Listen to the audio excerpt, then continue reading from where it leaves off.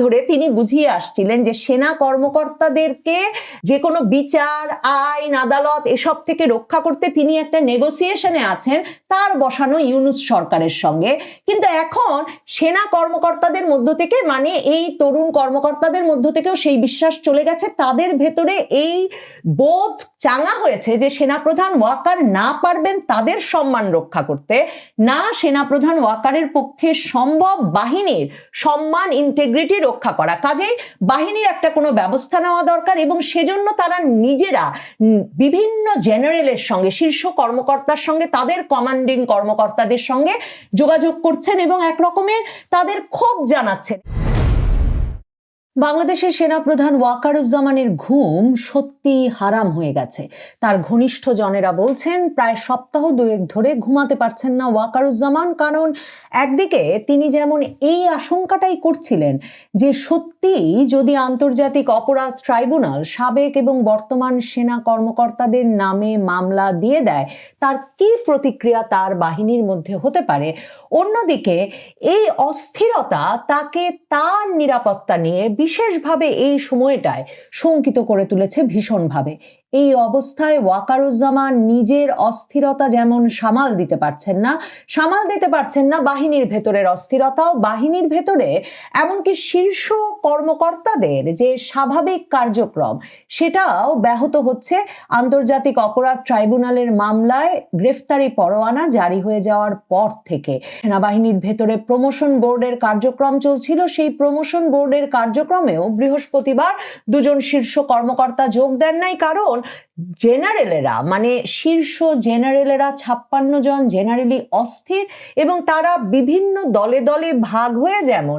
একত্রেও বৈঠক করেছেন সারা দিন বৃহস্পতিবার জুড়ে এবং ক্যান্টনমেন্টে বৈঠক চলেছে গভীর রাত পর্যন্ত, সেই খবর নানা সূত্র থেকেই পাওয়া যাচ্ছে। কিন্তু এই অসন্তোষ কি শুধুই শীর্ষ কর্মকর্তাদের মধ্যে? দেখেন, আন্তর্জাতিক অপরাধ ট্রাইব্যুনাল শেখ হাসিনার আমলে গুম, নির্যাতন, জিজ্ঞাসাবাদের নামে ধরে নিয়ে যাওয়া, মানে আয়নাঘর ঘটনাগুলোর প্রেক্ষিতে যে 30 জনের বিরুদ্ধে মামলা করেছে শেখ হাসিনা এবং তার নিরাপত্তা উপদেষ্টা তারেক আহমেদ সিদ্দিকী সহ, যে 30 জনের বিরুদ্ধে মামলা করেছে তার মধ্যে 24 জনই সেনা কর্মকর্তা,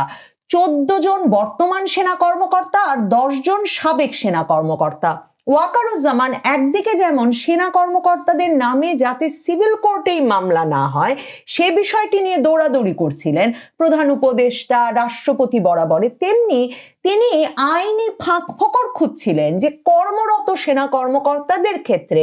এই মামলাগুলোর বিচার সেনাবাহিনীর আওতায়, মানে সেনা আইনের আওতায় নিয়ে আসা যায় কিনা। মনে করে দেখুন, আগস্টের শেষে সে কথা নিয়ে আলাপ করতে তিনি কিন্তু গিয়ে উপস্থিত হয়েছিলেন প্রধান বিচারপতির কাছে পর্যন্ত। প্রধান বিচারপতির সঙ্গে ওই বৈঠকে তার আলাপ হয়েছিল যে এই কাজটা করা যেতে পারে, যে বর্তমান যে সেনা কর্মকর্তারা তাদেরকে যাতে প্রিজন ভ্যানে করে, যেটা নিয়ে যেই ভিজুয়ালটা, যেই দৃশ্যটা সবচেয়ে আতঙ্কিত করছে বর্তমান সেনা কর্মকর্তাদেরকে, যেই কথা সুস্পষ্টভাবে ওয়াকারুজ্জামান সেনা কর্মকর্তাদের এক সভায় সপ্তাহখানেক আগে বলেছেন যে প্রিজন ভ্যানে করে পুলিশ আদালতে হাজিরা দিতে নিয়ে যাচ্ছে সেনা কর্মকর্তাদের দলকে এবং সিভিলিয়ান কোর্টে, বেসামরিক কোর্টে তাদের বিচার হচ্ছে, এই জিনিসটা মানে মেনে নেওয়া সেনাবাহিনীর পক্ষে বাহিনী হিসাবে সম্ভব হবে না এবং তিনি সেনাপ্রধান হিসেবে মানতেই পারছেন না। তো তখন তিনি প্রধান বিচারপতিকে গিয়ে বলেছিলেন যে কর্মরত সেনা কর্মকর্তাদের বিচারটা তো সেনা আইনে হতে পারে, এবং প্রধান বিচারপতি তাকে বলেছিলেন যে সিভিলিয়ান কোর্টে মামলা হয়ে যাওয়ার পর সেনাপ্রধান চাইলে আইন অনুযায়ী এই আবেদন করতে পারেন সিভিলিয়ান কোর্টে এবং সিভিলিয়ান কোর্ট হয়তো তখন সেনা আইনে ক্যান্টনমেন্টের ভেতরে বিচারের জন্য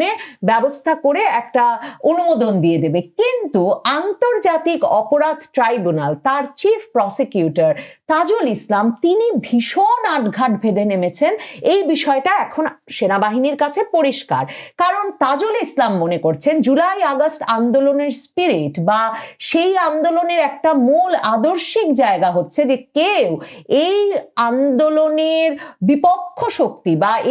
এই আন্দোলনের বিচার কাজ সংগঠিত হচ্ছে যে আন্তর্জাতিক অপরাধ ট্রাইব্যুনালে, সেই ট্রাইব্যুনালের বিচারের আওতার বাইরে থাকবে না এবং এমনকি কোনো বাহিনী নিজেকে বিচারের আওতা মুক্ত বলে মনে করবে না। কাজেই তাজুল ইসলাম সেনা কর্মকর্তাদের বিরুদ্ধে এই মামলাটা করার আগে এমন একটা সংশোধন এনেছেন আন্তর্জাতিক অপরাধ ট্রাইব্যুনালে মাত্র 2 দিন আগে, একটা প্রজ্ঞাপন দিয়ে, যেখানে তিনি বলে দিয়েছেন, যেই মানে আইনি সংশোধনে তিনি বলে দিয়েছেন যে যেই মাত্র কারো বিরুদ্ধে গ্রেফতারি পরোয়ানা জারি হয়ে যাবে এবং আন্তর্জাতিক ট্রাইব্যুনাল অভিযোগ গ্রহণ করে ফেলবে, সেই ব্যক্তি আরো যা যা করতে পারবে না, তার মধ্যে আরেকটি হচ্ছে সেই ব্যক্তি প্রজাতন্ত্রের আর কোনো কর্মচারী পদে থাকতে পারবে না। তার মানে যেসব সেনা কর্মকর্তার বিরুদ্ধে গ্রেফতারি পরোয়ানা জারি হয়েছে সেদিন, যে 14 জন কর্মরত সেনা কর্মকর্তার বিরুদ্ধেও এই গ্রেফতারি পরোয়ানা জারি হওয়া, আন্তর্জাতিক অপরাধ ট্রাইব্যুনাল এই অভিযোগ গ্রহণ করা মাত্র তাদের কিন্তু চাকরি চলে গেছে। কাজেই সেনাপ্রধান ওয়াকারুজ্জামান যে এখন সিভিলিয়ান কোর্টের কাছে গিয়ে বলবেন যে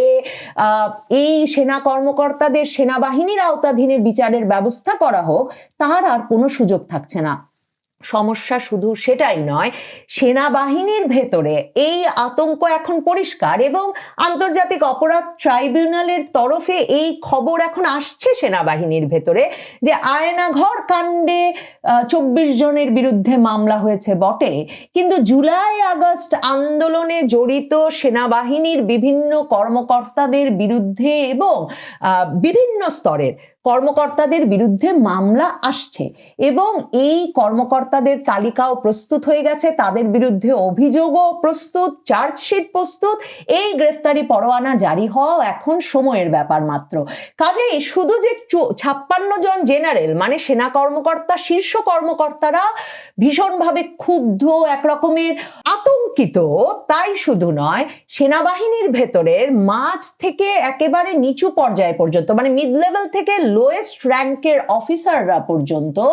তারা পর্যন্ত এখন একটা অ্যাকশনের অপেক্ষা করছেন তাদের সেনা কর্মকর্তাদের কাছ থেকে। এদের একটা বিরাট অংশ জুলাই আগস্ট আন্দোলনের পক্ষে, কিন্তু এরা সকলেই মনে করছেন যে তাদের অনেকেই তো ডিউটিতে ছিলেন। মানে যেই 3 তারিখ, আগস্টের 3 তারিখ দরবারে দাঁড়িয়ে যে তরুণ কর্মকর্তারা বলেছেন যে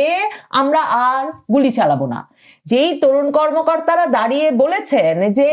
তার গুলি চালানোর ভিডিও বেরিয়ে পড়েছে, কিন্তু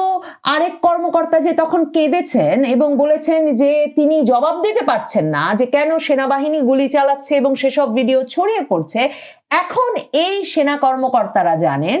যে তাদের সবাইকেও, মানে যারা ঠেকিয়েছেন বাহিনীর সক্রিয় ভূমিকা আগস্টের শুরু থেকে 5 তারিখ পর্যন্ত এবং 5 তারিখে যারা মার্চ টু ঢাকা কর্মসূচি সফলে সরাসরি ভূমিকা রেখেছেন, সেই সেনাবাহিনীর কর্মকর্তারা এখন বুঝতে পারছেন তাদেরকে কেউ রক্ষা করবে না এবং আন্তর্জাতিক অপরাধ ট্রাইব্যুনালের চিফ প্রসিকিউটর সহ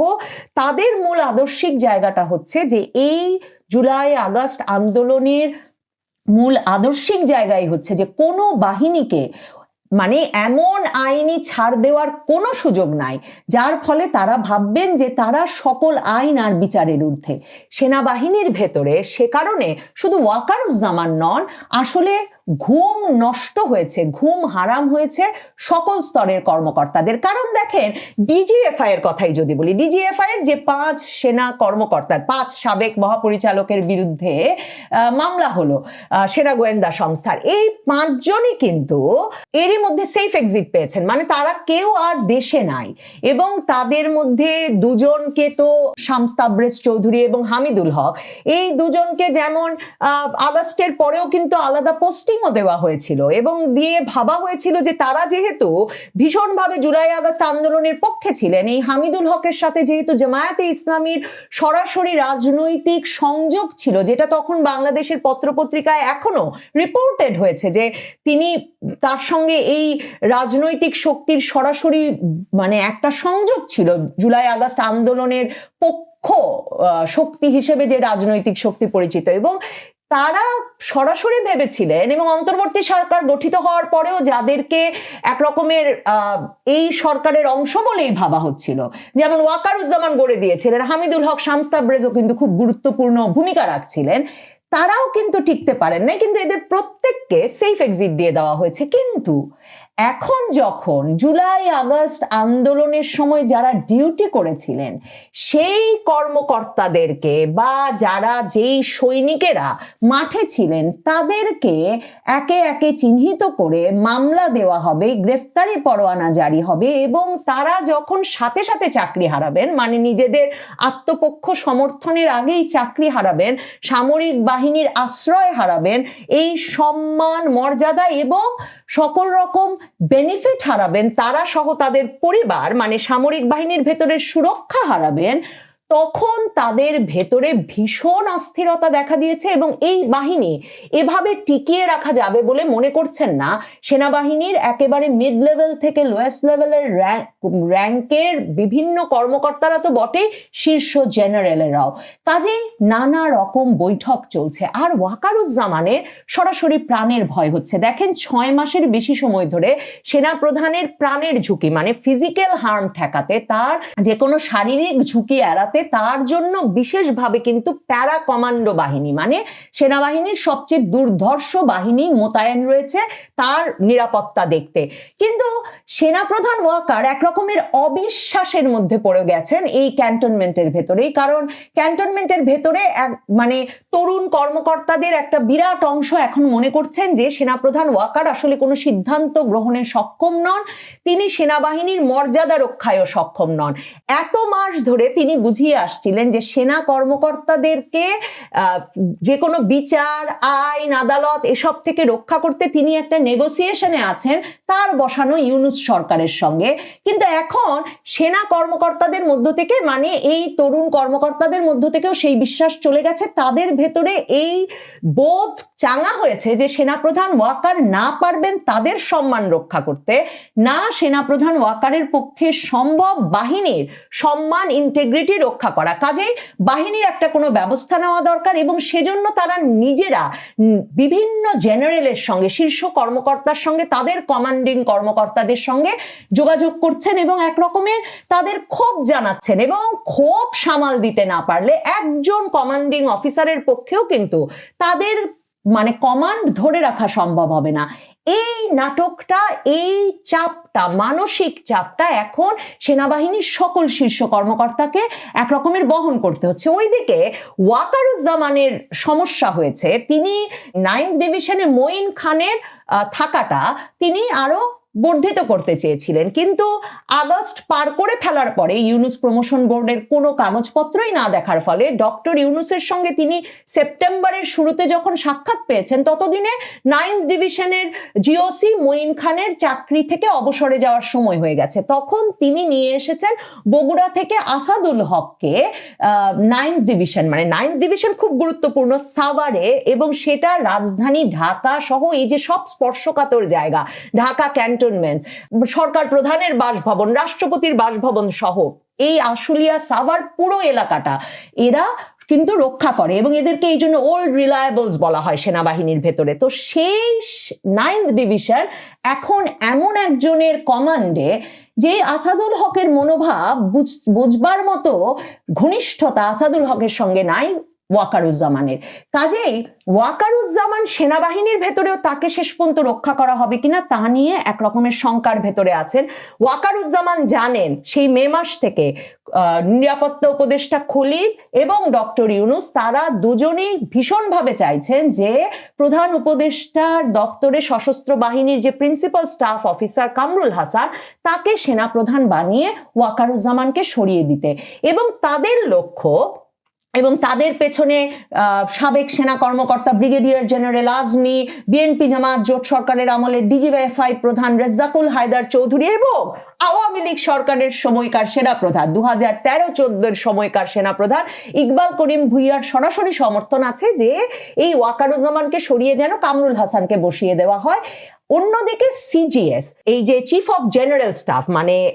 সশস্ত্র বাহিনীতে সেনা প্রধানের পরের যে পজিশনটা যার মনে করা হয়, সেই পদে আছেন হচ্ছে মিজানুর শামীম, এবং মিজানুর শামীম ছিলেন শেখ হাসিনার প্রিন্সিপাল স্টাফ অফিসার সশস্ত্র বাহিনীর। কাজেই শেখ হাসিনার এই ঘনিষ্ঠ সিজিএস কেও সরিয়ে দিতে চায় ইউনূস সরকার। তাদের কাছে এই বিষয়ে তাদের পছন্দ হচ্ছে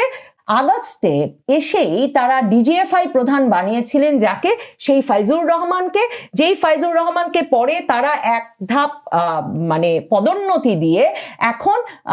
কোয়ার্টার মাস্টার জেনারেল বানিয়েছেন। কাজে তাদের আগ্রহ ওয়াকারুজ্জামানকে সরিয়ে কামরুল হাসানকে বসানো এবং সিজিএস পদে মিজানুর শামীমকে সরিয়ে বসানো, তাদের ঘনিষ্ঠ, তাদের বিশ্বস্ত ফাইজুর রহমানকে বসানোর এই আগ্রহগুলো জানেন ওয়াকারুজ্জামান বুঝতে পারছেন হয় তিনি থাকবেন, না হলে ইউনুস থাকবেন। আবার সেনাবাহিনীর ভেতরে যেই তরুণ কর্মকর্তারা ক্ষেপে বুঝেছেন এবং যে শীর্ষ কর্মকর্তারাও বুঝছেন ওয়াকার দিয়ে কিছু হবে না, তাদের একটা দল চেষ্টা করছেন অন্য কাউকে সামনে নিয়ে, সেনাবাহিনীর ভেতরেই অন্য কাউকে সামনে নিয়ে সেনাপ্রধান ওয়াকারকে সরিয়ে দিতে। সেটা অনেক ক্ষেত্রেই অনেকেই বলছেন এমনকি হতে পারেন বর্তমান সিজিএস মিজানুর শামীমও, মানে যিনি শেখ হাসিনার প্রিন্সিপাল স্টাফ অফিসার ছিলেন। এই পুরো মানে কি থেকে কি হবে এই আলাপগুলো সেনাবাহিনীর ভেতরে ভীষণভাবে জেঁকে বসেছে এবং এই পুরো আলাপচারিতায় এটা স্পষ্ট যে সেনাবাহিনীর সকল স্তরের কর্মকর্তারা একটা রক্তক্ষয়ের আশঙ্কার মধ্যে একটা দমবন্ধ পরিবেশে আছেন। কারণ তারা মনে করছেন না যে দলে দলে সেনা কর্মকর্তারা প্রিজন ভ্যানে চড়ে সিভিলিয়ান আদালতে বিচারের মুখোমুখি হতে যাচ্ছেন। এই উদ্যোগটা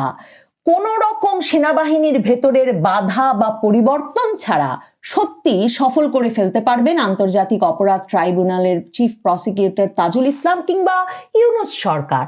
কাজেই রক্তক্ষয়ের আশঙ্কা ভীষণভাবে জেঁকে বসেছে সেনাবাহিনীর ভেতরে, সেটাই অস্থিরতার বড় কারণ। তবে একটা পক্ষ মনে করছেন ওয়াকারুজ্জামান সিদ্ধান্তহীনতার জন্য যেমন সমালোচিত হচ্ছেন, তাকে যদি একটা মাথা ঠান্ডা ব্যক্তি হিসেবে বর্ণনা করা যায় তাহলে হয়তো তিনি এর মধ্যে কোনো না কোনো আপোষ রফার ব্যবস্থা ঠিক বের করে আনবেন। কিন্তু সেনাবাহিনীর তরুণ কর্মকর্তারা থেকে শীর্ষ জেনারেলেরা কেউ সত্যিকার অর্থে সেনা আইনের বাইরে সিভিলিয়ান আদালতে এই এত সংখ্যক মানে 150 জনের তালিকা নাকি আন্তর্জাতিক অপরাধ ট্রাইব্যুনালে প্রস্তুত আছে। 150 জন সেনা